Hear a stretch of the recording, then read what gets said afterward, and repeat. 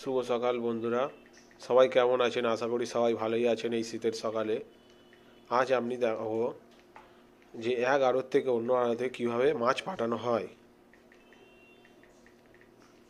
এই দেখছেন সব রুই মাছগুলো এবারে ওজন করার জন্য তোলা হচ্ছে।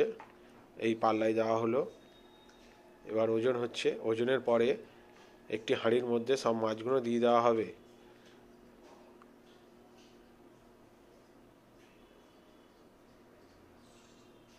মাছগুলো এত লাফাচ্ছে যার জন্য ব্যাগ দিয়ে মাছগুলোকে শান্ত করা হচ্ছে, তাই দেখতে পাচ্ছেন আপনারা।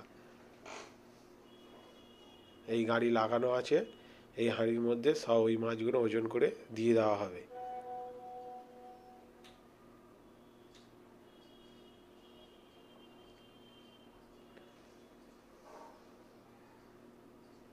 এই মাছগুলো এই ঢেলে দেওয়া হলো। মাছগুলো